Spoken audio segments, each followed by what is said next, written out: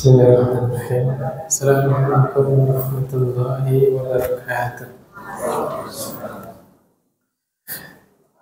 Alhamdulillah, wassalatu wassalamu ala rasulillah wa ala alihi wa ashabihi wa man tabi'ahum bi ihsan ila yaumil ba'd.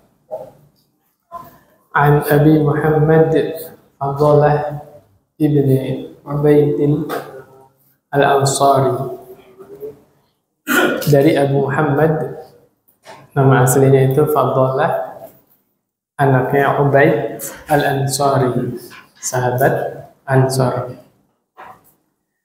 Annahu sami'a Rasulullah sallallahu alaihi wasallam, sesungguhnya dia mendengar dari Rasulullah sallallahu alaihi wasallam yaqulu, bersabda, Tuba liman hudiya ilal Islam wa kana 'aishuhu kafafan wa qana'a. Berbahagialah bagi orang-orang yang Allah beri hidayah Islam, kemudian diberi rizki oleh Allah sekedar cukup, ya, sekedarnya, wa qana'a, kemudian dia merasa puas. Qana'a itu apa?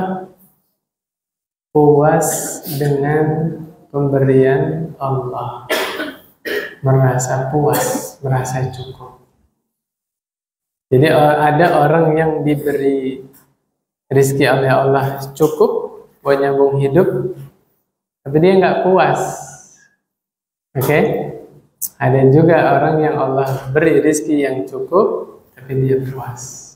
Mana yang bahagia? Nah, sama kan jumlah rezekinya, tapi yang satu nggak puas, yang satunya puas. Berarti bahagia itu keadaan hati, bukan sedikit banyaknya materi, bukan. Ya, subhanallah. Ya, sama-sama punya mobil, mobilnya sama, rumahnya ukurannya juga sama, misalnya kan perumahan kan kompleks, sama itu ukurannya. Tapi yang satu bahagia, yang satu nggak bahagia. Karena kalau dilihat mirip lah rezekinya, mobilnya sama, luas rumahnya sama, gitu kan, dan seterusnya. Satunya bahagia, satunya nggak bahagia. Kenapa? Yang satu hatinya puas, yang satu lagi nggak pernah merasa puas, serakah. Ya, orang yang serakah itu nggak bahagia. Ya, dia punya uang 1 miliar juga masih merasa kurang. Punya uang 2 miliar masih merasa kurang. Tapi orang yang merasa puas, ya, taruhlah dia nggak punya tabungan, ya, tapi hari itu dia diberi rezeki oleh Allah buat nyambung hidup. Dia nggak punya hutang, ya, Masya Allah, diberi rezekinya pas-pasan, cukup, dia nggak punya hutang. Seneng nggak, Pak? Ya, salah satu kebahagiaan kita, pas kita nggak punya hutang, ya, Masya Allah, kayaknya tenang, ya, Masya Allah. Tapi ada orang yang punya hutang tenang. Nggak mikirin deh. La haula wala quwata illa billah. Enggak. Orang mukmin itu gelisah kalau punya sangkutan sama orang. Jangankan hutang, kita ngomong biasa aja, setelah selesai bubaran majelis tuh, kayaknya saya tadi agak nyinggung perasaan dia deh. Kayaknya saya nyakitin perasaan dia tuh, ada kegelisahan. Minta maaf, ya, subhanallah. Nah, itu hatinya lembut, Pak. Nggak tambeng, ya. Benar, berikutnya dari Abdullah ibnu Abbas radhiyallahu anhu qala, beliau berkata, siapa Abdullah ibnu Abbas? Sepupunya Rasul sekaligus keponakannya Rasul. Dari mana? Kalau dilihat dari bapaknya, Abbas itu kan pamannya Rasul Sallallahu Alaihi Wasallam. Berarti Abdullah bin Abbas sepupu. Tapi kalau dilihat dari Maimunah, Maimunah siapa Rasul? Istrinya Rasulullah SAW. Maimunah itu bibinya Abbas, bibinya Abdullah bin Abbas. Paham, Pak? Jadi Rasulullah SAW itu suaminya bibinya Abdullah bin Abbas, gitu loh.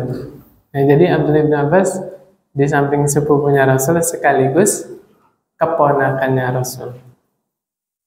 Ya, subhanallah. Apa kata beliau? Karena Rasulullah sallallahu alaihi wasallam yabitul layalil mutatabi'ata tawiyan. Nabi Muhammad sallallahu alaihi wasallam beberapa malam secara berturut-turut tawiyan, dalam keadaan lapar. Wa ahluhu la yajiduna 'asha'an. Keluarganya Rasulullah sallallahu alaihi wasallam tidak menemukan makan malam. Oh. Beberapa malam, Pak. Tiba waktu malam, nggak ada yang dimakan. Besok malam gitu lagi. Lapar, Pak, malam nggak ada yang dimakan. La ilaha illallah. Malam lapar, kedinginan nggak, Pak? Ya, kalau kita kelaparan tuh gimana sih? Gemeter kan? Ini bermalam-malam, Pak, beberapa malam. Subhanallah. Wa kana aktsuru khubzihim khubz asy-sya'ir. Seringnya Rasulullah sallallahu alaihi wasallam makan roti yang bahan dasarnya apa? Gandum. Bapak kalau dengar roti, apa yang ada di kepala Bapak? Roti yang zaman sekarang ada pengembangnya itu ya? Bukan, Pak. Coba lihat orang Yaman, orang Arab bikin roti itu.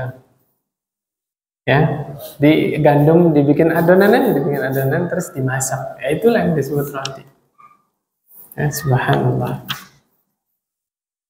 Ayo, Bapak, di sini ada yang nggak makan malam?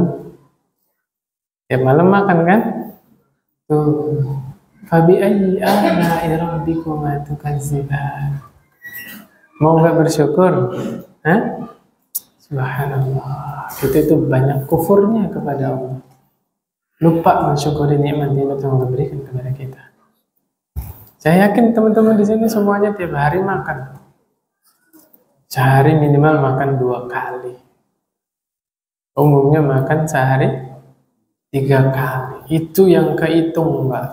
Nasi yang dihitung. Batagor, somai, bakso belum dihitung. Bener nggak? Gorengan. Pagi-pagi udah makan gorengan 5. Udah makan belum? Belum. 5 bakwan. Ya, orang Indonesia harus makan nasi. La ilaha illallah. Subhanallah. Lanjut, Pak, ya. Ini hadisnya saya lewat aja ini. Langsung ke berikutnya. An Abi Karimah Al-Miqdam ibni Ma'di Karib. Dari Abu Karimah, siapa dia? Al-Miqdam, anaknya Ma'di Karib radhiyallahu anhu, semoga Allah meridainya. Qala, beliau berkata, sami'tu Rasulullah sallallahu alaihi wasallam yaqulu ma mala'a adamiyun wi'aan syarra min batnihi min batnin. Nabi Muhammad SAW bersabda, tidak ada wadah. Tahu wadah, Pak? Ya, tempat bejana, tempat wadah. Nggak ada tempat yang lebih buruk yang dipenuhi oleh manusia kecuali perut. Seburuk-buruk tempat diisi penuh, apa kata Nabi? Perut. Ya, pengalaman, Pak. Coba apa bahasanya? Observasi, ya. Teliti. Bikin penelitian, Pak. Bapak kalau tidurnya dalam keadaan kekenyangan, susah bangun malam. Akan subuh kesiangan. Jadi makannya ini malam banget tuh, jam setengah 10 misalnya, jam 10, apalagi habis makan langsung tidur. Oh itu susah bangunnya Pak. Tapi kalau perutnya nggak terlalu penuh, taruhlah makan malamnya setengah 7, nah berarti kajian ini sambil makan nggak apa-apa Pak. Besok bawa nasi bungkus sebelum isya ya. Saya nggak marah Pak. Di kelas juga ada siswa yang sambil makan permen, sambil apa, ada yang izin ke Ustaz boleh makan? Boleh makan. Daripada kamu mati, makan. Maksud saya, kan sebagian ada yang belum makan siang ya, mungkin ngerjain PR segala waktu. Saya suruh makan, nggak apa-apa. Yang penting perhatiin gitu kan. Subhanallah, jangan berisik makannya gitu. Bihasbi bani Adam akalatun yuqinna sulbahu. Cukuplah manusia itu makan hanya sekedar untuk menegakkan tulang punggung. Apa ini? Bahasanya apa ini? Kita makan itu niatkannya hanya untuk supaya punya tenaga buat ibadah. Udah itu aja. Subhanallah, sebagian orang makan itu karena apa? Jadi suka makan kuliner. Kalau dengar ada apa? Restoran baru buka, grand opening ya biasanya. Ayo, sampai pakai mobil dia jabanin itu di mana aja, subhanallah. Fa in kana la mahalata, jika dia tidak bisa melakukan, dia harus makan banyak. Fasulusun li ta'ami, wasulusun li syarabi, wasulusun li nafasihi. Ini yang waktu itu saya cerita. Ingat gak?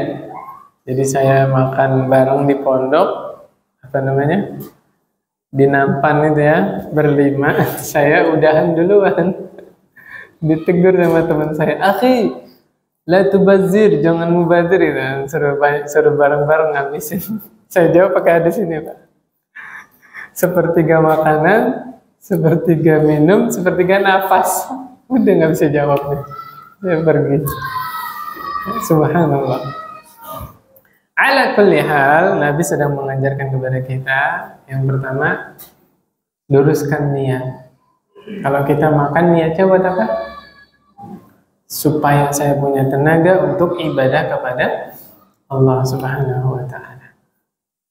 Tapi saya mau nyampaikan nih, ada beredar di tengah-tengah kita pernyataan begini.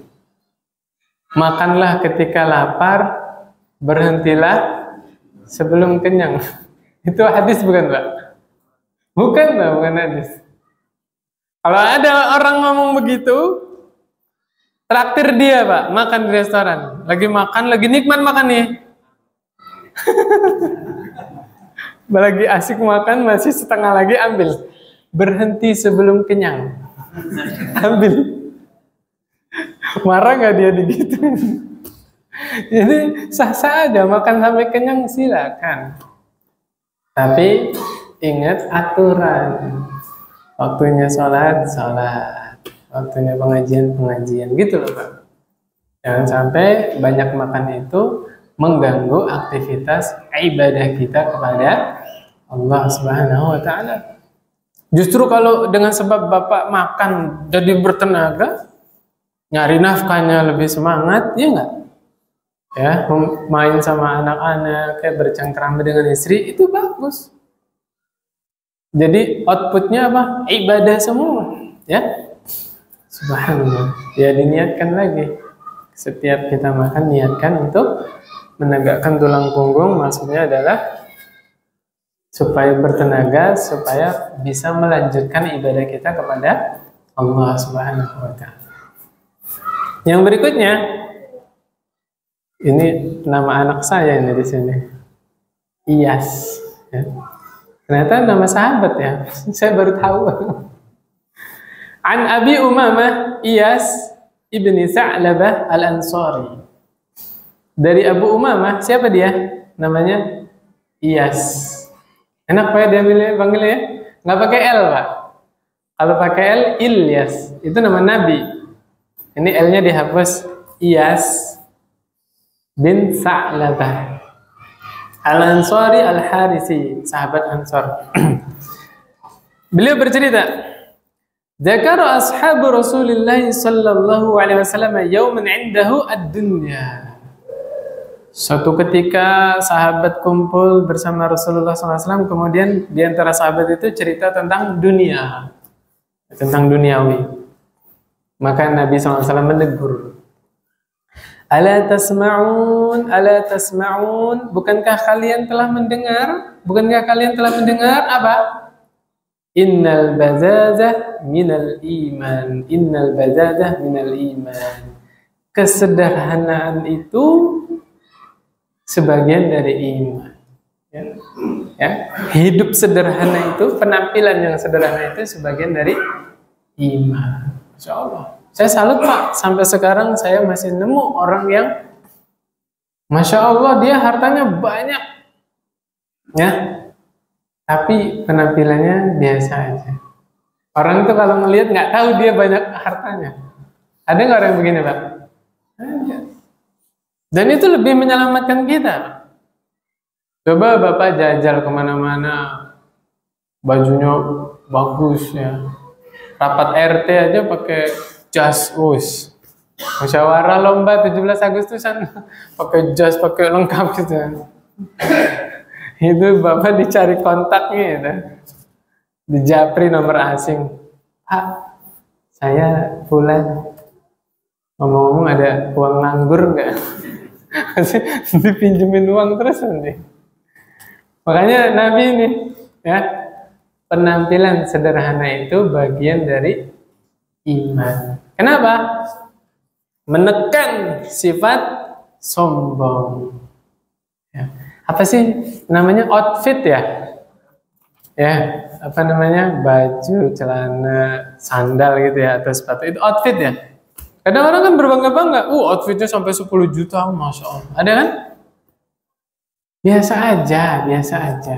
Baju nggak dibawa mati, celana nggak dibawa mati. Masya Allah, celananya dari kulit buaya misalnya, bajunya dari kulit biawak. Ternyata tentara lagi nyamar. La ilaha illallah. Biasa aja ya. Nggak perlu tahu orang-orang kalau kita punya uang. Bener nggak? Malah mengundang begal kan? Mengundang perampok, maling. Nggak perlu tahu. Udah, bahagialah privasi bersama keluarga. Yang penting diri kita bahagia, keluarga kita bahagia. Udah selesai. Orang lain nggak perlu tahu kita punya uang banyak. Ya. Subhanallah. Nih, saya punya kata-kata, Pak. Yang jadi poin, yang jadi nilai itu bukan berapa banyak harta yang kita miliki, tetapi berapa banyak manfaat yang kita berikan kepada orang lain. Itu yang jadi poin. Buat apa harta kita banyak kalau tidak menghasilkan manfaat buat yang lain? Ya kan? Kalau kita memberikan manfaat untuk orang lain, Masya Allah, apalagi orang banyak, ya, bikin masjid, bikin pesantren, bikin sekolah, subhanallah, manfaatnya berkesinambungan kan? Insya Allah itu dibawa mati, Pak. Kita meninggal, manfaat itu dibawa mati sama kita.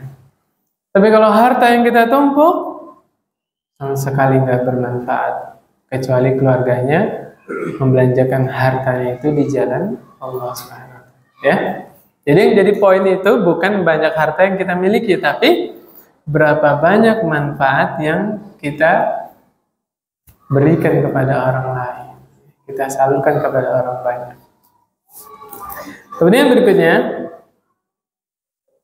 ini cerita nih Pak.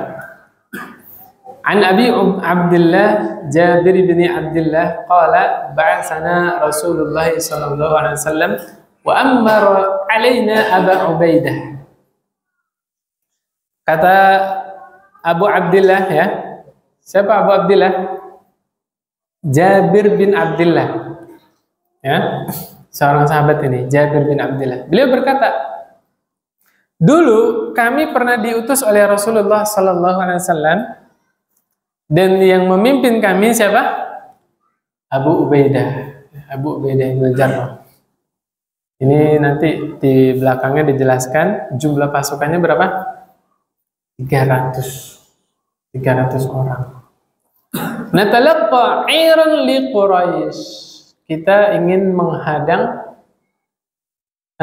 kafilah dagang Quraisy. Nah, ini masih masa perang Pak ya. Sah-sah aja. Karena kan sahabat ninggalin Mekah, harta mereka ditinggal di Mekah kan? Rumahnya, sahamnya, investasinya segala macam ditinggal kan? Nah, makanya gantian kafilah dagang penduduk Mekah dihadang oleh penduduk Madinah. Ya sama lah. Wa zawwadana jiraban min tamrin lam yajid lana ghairahu. Nabi Muhammad SAW membekali kita berapa? 1 kantong kurma. Buat berapa orang, Pak?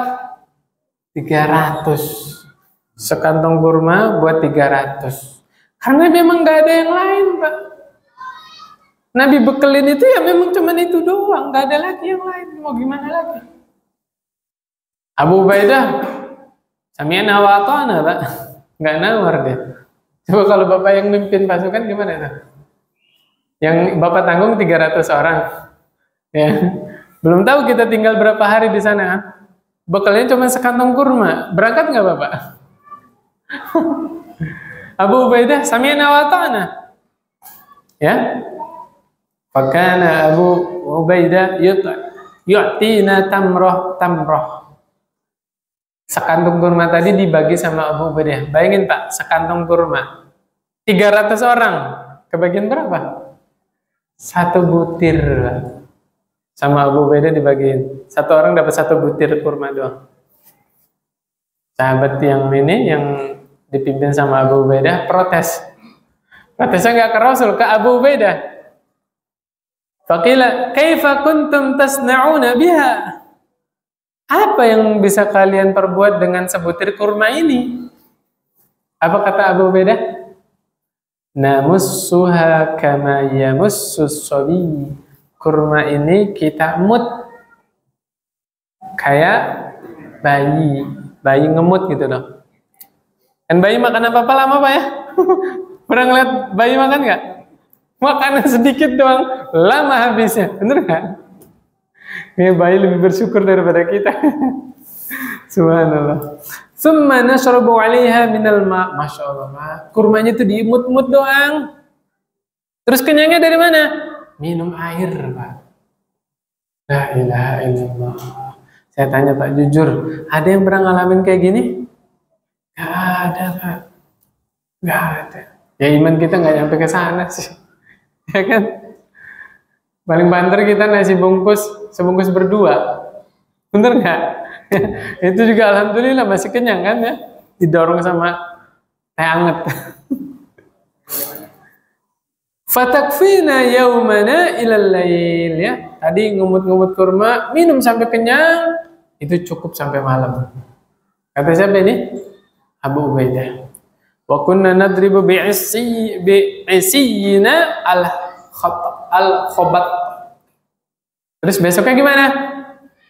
Kita kan bawa tongkat nih, cari daun Pak. Daun-daun yang bisa dimakan ditumbuk. Summa nabulluha bil ma' fana'kuluha. Ditumbuk udah hancur, siram air, diminum. La ilaha illallah. Coba Pak. Ujiannya seperti itu para sahabat dulu. Berjuang supaya Islam sampai ke tanah air. Subhanallah. Sabar, ya. Makanya jangan merasa hebat daripada sahabat. Kemarin sudah kita bahas ya, bagaimana sahabat menjaga kemurnian agama, tidak menambah-nambah, tidak mengurang-urangi agama ini. Ya, sahabat itu yang paling paham terhadap ajaran yang diajarkan oleh Nabi Muhammad SAW. Fanakuluhu, kita makan. Iya Pak, keajaiban akan datang karena Allah melihat ketulusan hati para sahabat. Wantalaqna ala sahilil bahri. Ini siapa yang cerita tadi? Abdullah bin Jabir. Abdullah bin Jabir bilang, terus kami bertolak ke tepi pantai. Ya, dari Madinah ke tepi pantai. Ya, sebelah barat ya. Benar ya, sebelah barat sana. Farufi'a lana ala sahilil bahri ka hayatil kasibid dhakhmi.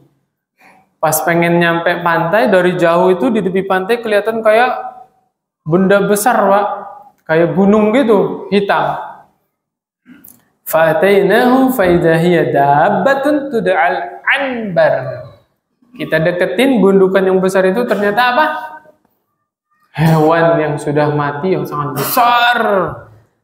Disebut namanya al-anbar. Apa itu al-anbar? Ikan paus. Nggak pakai tat, Pak ya. Ikan paus. Oke. Faqala Abu Ubaidah, ya, bangke, maitah. Nah, ini bisa jadi hadis ini asbabul wurudnya bisa jadi sebelum ada hadis yang menghalalkan hewan laut. Jadi ada sahabat, nah nanti di Bulughul Maram itu ada ceritanya. Sahabat yang nanya kepada Rasul Sallallahu Alaihi Wasallam, mereka berlayar bawa airnya sedikit, mereka mau izin sama Rasulullah SAW, boleh nggak wudhu dengan air laut? Karena air yang kita bawa itu kalau dipakai buat wudhu habis, nggak ada buat minum. Maka Nabi menjelaskan tentang apa? Tentang laut ya. Tahuru ma'uhu wal hillu maitatu. Laut itu suci airnya, halal bangkainya. Maitatu. Maitatu itu bangkainya, bangkai. Bangkai itu hewan yang tidak disembelih. Saya ulangi ya, bangkai itu apa? Pernah ngelihat orang nyembelih ikan hiu? Ikan tongkol disembelih? Enggak ada, ya. Ikan semua itu bangkai kan? Dan halal. Ya itu subhanallah ya. Jadi air laut itu airnya suci, bisa buat mandi besar, bisa buat wudhu, ya pokoknya bisa buat bersuci, mengangkat hadas. Dan bangkainya halal. Berdasarkan hadis inilah para ulama punya kesimpulan semua hewan laut halal. Selama tidak mudarat, Pak ya. Contoh yang mudarat apa, Pak? Kita juga butuh pengetahuan yang lain ini, butuh. Apa namanya? Ikan buntal, tahu, Pak? Ternyata itu ada racunnya, Pak. Nggak semua orang bisa mengolah. Ada kejadian di Jepang itu, nelayan mancing atau pokoknya nangkap ikan lah, dapat ikan buntal. Bawa pulang dimasak, Pak, makan sekeluarga, mati semua Pak, satu keluarga. Ternyata memang bisa dimakan ikan buntal itu, tapi sama orang ahli, Pak, yang sudah belajar. Ternyata ada bagian tubuhnya itu yang beracun, dia bisa ini memilahnya itu. Kalau yang masak itu ahli, boleh kita makan. Gitu Pak ya. Jadi kalau Bapak mancing dapat ikan buntal, bukan strike itu, Pak. Alamat itu. Jangan dibawa pulang. Jangan dibawa pulang. Bulu babi gimana, Pak?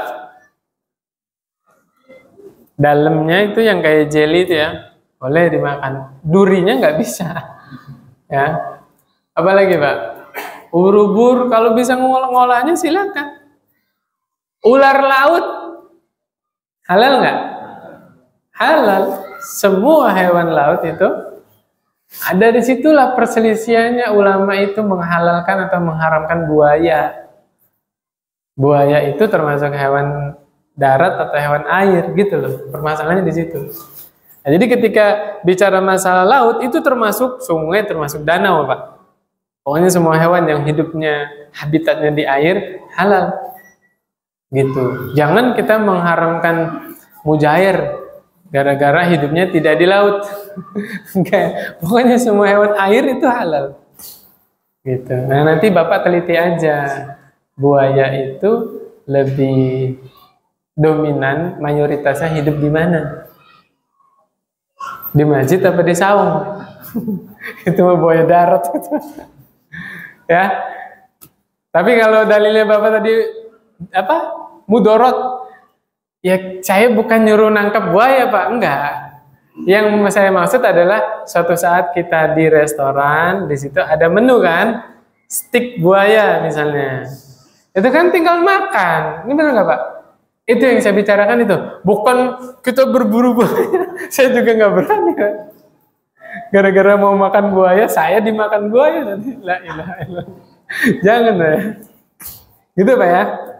Jadi PR-nya Bapak tinggal cari tahu ahlinya siapa gitu. Ahli biologi berarti ya. Nah, nanti buaya itu dikategorikan hewan mana? Kalau dibuktikan secara penelitian, fix buaya hewan air, berarti halal. Gitu. Adapun dalil amfibi, nggak ada dalilnya. Ya, tapi katak haram, betul. Sepakat para ulama. Karena ada hadis yang melarang kita membunuh katak. Nggak boleh, Pak. Biawak gimana biawak? Haram biawak. Haram biawak. Ya, biawak karena dia hewan darat. Terus berburu kan dia. Makan tikus, makan ayam, makan apa aja bener kan? Kenapa? Wirok dimakan. Betul. Wirok segala macamnya kan? Beda dengan bob. Kalau yang di hadis itu bob, Pak. Jadi cari di Google atau di YouTube ada itu. Dob itu dia makan tumbuhan. Makanya dihalalkan. Walaupun waktu itu sahabat menyuguhkan, kalau nggak salah Khalid bin Walid yang menyuguhin. Nabi nggak makan. Tim Khalid bin Walid nanya, ya Rasulullah apakah ini haram? Tidak. Cuma di daerah saya nggak ada aja. Tuh. Jadi nggak melulu yang halal boleh kita makan semua. Siapa bilang? Ya kalau kita nggak doyan ya sudah jangan dimakan.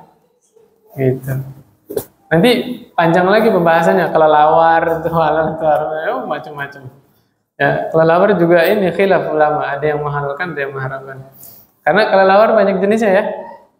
Ada yang pemakan buah, ada yang ngisep darah kan, ada yang macam-macam itu. Nanti dibuka lagi buku fikihnya.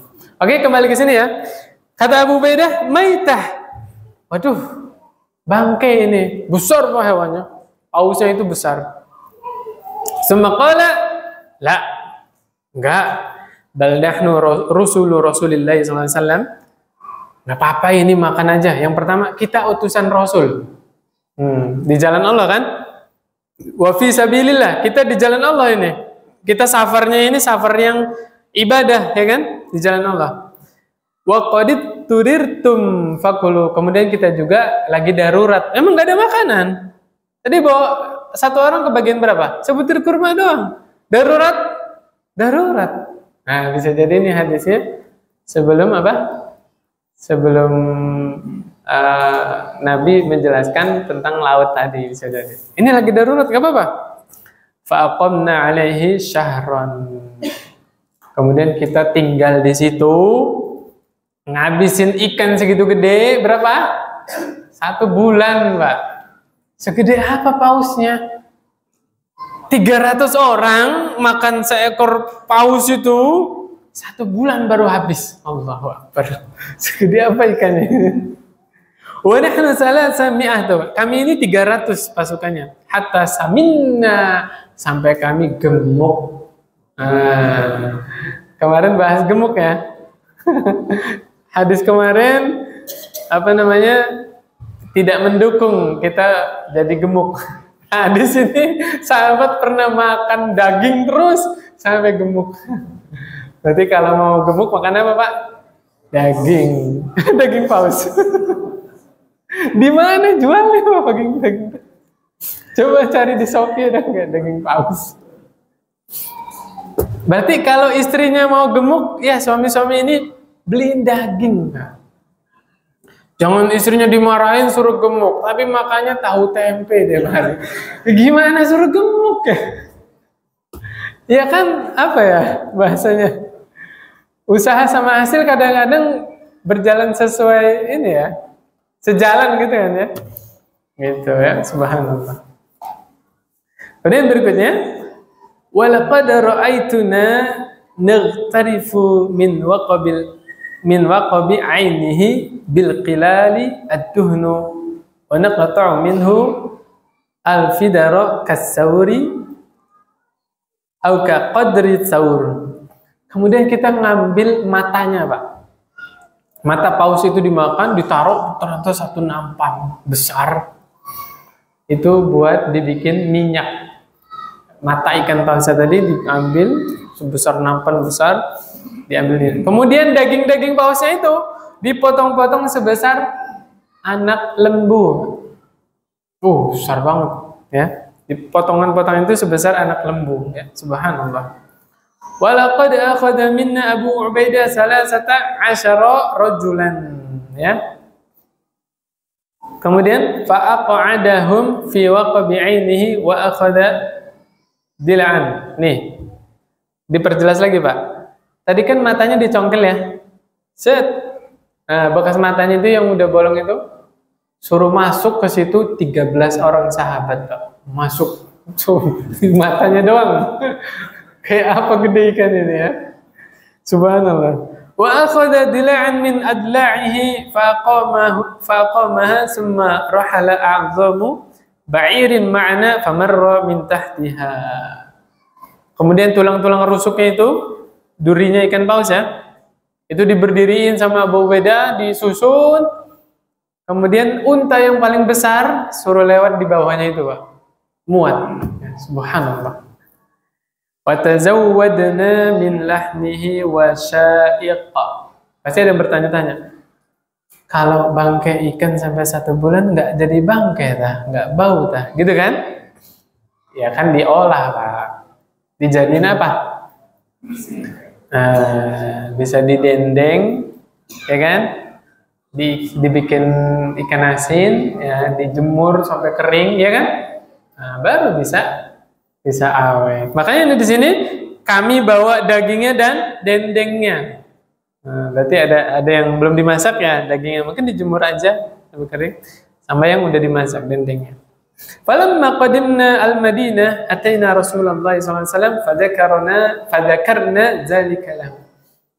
Tatkala kami sampai ke Madinah, kami cerita ke Rasulullah SAW, cerita tuh, bagaimana? Ya tadi tuh yang kita dengar itu ceritanya, ceritain. Maka Rasulullah SAW berkomentar, huwa rizqun akhrajahullahu lakum. Masyaallah. Itu rizki yang Allah berikan untuk kalian. Perhatikan, ini contoh hadis takririyah. Tadi kan sahabat ragu-ragu, bangke ini, oke? Sahabat udah nikmatin, ceritain semuanya ke Nabi, Nabi nyalain tidak? Malah Nabi mendukung. Jadilah tambah kuat bahwa yang dimakan sahabat tadi halal. Gitu. Bahkan dikuatkan sama Nabi, fahal ma'akum min lahmi syai'un faqtut'imuna. Ada sisa enggak? Coba sini kita mau makan. Tuh. Didukung sama Nabi. Nabi ikut makan. Bukan Nabi kepengenan, bukan. Nabi ingin menekankan bahwa ini halal. Nih, saya ikut makan. Gitu ya, subhanallah. Fa arsalna ila Rasulillah sallallahu alaihi wasallam fa'akalahu. Kita berikanlah daging yang kami bawa pulang tadi, kasih ke Nabi, kemudian Nabi makan. Masya Allah. Ya, sudah ada penelitiannya ya. Salah satu yang bikin gemuk, 1 bulan makan ikan paus. Gemuk Pak, bener. Cobain jajal. Belinya di mana ikan paus ya? Subhanallah. Ya, ala kulli hal. Ya, subhanallah, lihat. Wa may yattaqillaha yaj'al lahu makhraja. Ini baru ingat sekarang ini. Tadi baca buku nggak kepikiran. Siapa yang bertakwa kepada Allah, Allah akan jadikan baginya jalan keluar. Lanjutannya aja apa, Pak? Wa yarzuquhu min haitsu la yahtasib. Ya. Kuncinya apa, Pak? Takwa. Abu Ubaidah apa? Bismillahirrahmanirrahim. 1 kurma Pak, buat sebulan. Tapi yang nggak ada lagi, Nabi nggak ngebekalin yang lain karena nggak ada. Bismillah. Saya diperintah Rasul, saya di jalan Allah. Bismillahirrahmanirrahim. Akhirnya Allah kasih rizki dari arah yang tidak diduga-duga. Subhanallah. Wa man yatawakkal 'ala Allah fahuwa hasbuh. Siapa yang bergantung kepada Allah, Allah cukupkan. Pegang itu Pak. Ya, kita bertakwa, Allah kasih solusi, Allah kasih rizki dari yang arah yang tidak disangka-sangka. Kita bergantung kepada Allah, Allah cukup. Cara Allah sangat kaya Pak, modelnya banyak. Solusi yang Allah kasih nanti beragam, nggak mesti lewat ikan paus. Oke? Jangan sampai Bapak mimpi, saya mau bertakwa mudah-mudahan makan ikan paus. Enggak. Caranya banyak gitu ya. Subhanallah. Yang berikutnya, ini juga hadis yang panjang, Masya Allah.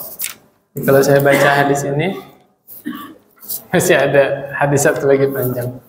Saya kira ini penutup bab ini. Ini 2 bab lagi, 2 hadis lagi bab ini, tapi panjang-panjang. Nah, kita ceritakan aja ya. Selesai nggak selesai, lanjut pekan depan insyaallah. Kalau tadi dari siapa? Abdullah bin Jabir. Sekarang dari Jabirnya, dari bapaknya. An Jabirin radhiyallahu an. Dari Jabir, semoga Allah meridainya. Qala, dia berkata, "Inna kunna yaumal khandaq nahfir." Kami dulu di hari perang Ahzab, ya, perang Khandaq, kami menggali. Fa'aradat qudiyatun syadidah. Kemudian ditemukanlah kami dengan tanah yang sangat keras. Para sahabat nggak bisa maculnya Pak. Gali kan pakai pacul kan, pakai cangkul. Nggak bisa, sahabat itu nggak ada yang berhasil nyangkul tanah yang keras ini. Faja'u ilan Nabi sallallahu alaihi wasallam, maka para sahabat datang ke Nabi Muhammad sallallahu alaihi wasallam. Faqalu hadhihi qudiyatun aradat fil khandaq. Ya Rasulullah, kita nemu tanah yang sangat keras. Ya, lapor, itu Pak. Bagaimana kuatnya Rasulullah SAW? Sahabat kalau nemuin masalah nggak bisa ngadepin, datangnya ke siapa? Rasulullah SAW. Jadi Nabi Muhammad SAW itu manusia yang paling kuat di antara sahabat. Ya, paling berani, paling kuat. Kuat fisiknya, kuat mentalnya. Nabi Muhammad SAW bersabda, "Ana nazil." Saya akan turun. Masya Allah nih. Summa qama wa batnuhu ma'subun bihajar, la ilaha illallah. Rasulullah SAW ingin turun ke parit tadi kan. Nabi berdiri, kelihatan perutnya diikat batu, diganjel batu. Masya Allah. Kenapa? Walabisna salasata ayyam la nadzuqu zawaqan. Kita melewati 3 hari nggak nemu makanan sama sekali. Kita Pak, bukan Nabi doang, seluruh sahabat. Bagaimana bisa? Kan bikin Khandaq, ya kan? Betul, yang pasukan dari luar Madinah nggak bisa nyerang, nggak bisa masuk kan? Kan berlaku sebaliknya. Orang dalam Madinah juga nggak bisa keluar. Stok logistik habis Pak. 3 hari kok nggak ketemu makan. La ilaha illallah. Bayang nggak Pak bagaimana susahnya dulu hidup di zaman Rasulullah sallallahu alaihi wasallam. Ya. Fa'akhadha Nabi sallallahu alaihi wasallam mi'wal. Nabi Muhammad SAW berdiri tadi, ya kelihatan perutnya diganjel batu. Ngambil apa? Cangkul.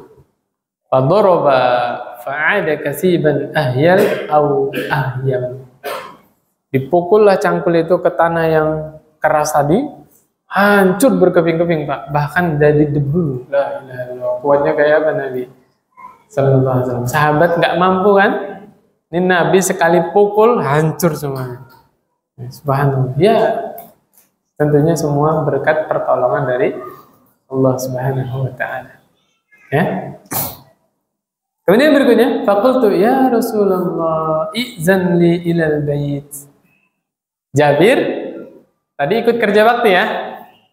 Akhirnya izin, ya Rasulullah sallallahu alaihi wasallam, izinkan aku pulang. Faqultu limraati, Jabir cerita ke istrinya. Ra'aitu bin Nabi sallallahu alaihi wasallam syai'an ma fi dzalika sabrun fa 'indaki syai'un. Aku melihat Nabi diuji oleh Allah dan dia sabar. Wahai istriku, engkau punya apa? Nah, ini Masya Allah, suaminya nanya ke istrinya. Sama kayak kita, Pak ya. Kalau nyari makanan, nyari apa, nanya ke istrinya kan? Punya apa kita malam ini? Mau makan apa malam ini? Itu ya, subhanallah ya. Apa kata istrinya?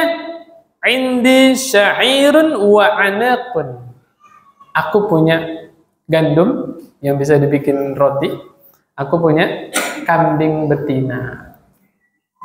Fazabahtul anaq wa tahantu sya'ira hatta ja'alna al-lahma fil burma. Kemudian Jabir nyembelih kambing, istrinya ngadonin gandum tadi. Gandumnya diadon. Lagi dimasak nih Pak, belum matang ya. Gandumnya dibikin adonan, kemudian kambingnya sudah disembelih, sudah dibersihin, taruh di panci yang besar, ya dimasak. Tsumma ji'tun Nabiy sallallahu alaihi wasallam wal ajinu qadin kasara wal burmatu bainal asafi qad kadat tandaju. Aku mendatangi Rasulullah SAW dalam keadaan apa? Masakannya hampir matang, rotinya hampir jadi, kambingnya tadi hampir matang. Belum matang Pak, hampir matang. Faqultu tu'aimun li faqul anta ya Rasulullah wa rajulun aw rajulan. Ya Rasulullah, saya punya sedikit makanan. Aku mengundangmu, bolehlah bawa teman 1 atau 2. Bayangin Pak, orang Arab tuh kalau makan kambing ya, 1 ekor utuh dimakan berlima, ya kan, bener ya? Ya, bersepuluh, ya, subhanallah. Kan huwa, Nabi nanya, berapa banyak makanannya? Diceritain lah. Ya, gandum tadi sama kambing tadi. Fadzakartu lahu kasirun thayyibun. Oh, banyak itu, kata Nabi. Enggak sedikit, banyak itu. Nabi bilang begitu. Kullaha la tanzi'il burmah wala khubza min at-tannuri hatta atiya. Nabi bilang ke Jabir, pesan, bilang ke istrimu, kambingnya jangan diangkat dari tungku, jangan diturunin, biarin aja di atas tungku. Rotinya juga biarin, ya di tempat masaknya itu jangan diturunin. Ya, Faqala, tadi suruh bawa berapa Pak? 1-2 orang. Nabi dengan lantang, kalian berdiri. Faqamal muhajiruna wal ansar. Orang muhajir, orang ansar bangun semua. Subhanallah. Aduh, ini lagi seru dan dipotong ya.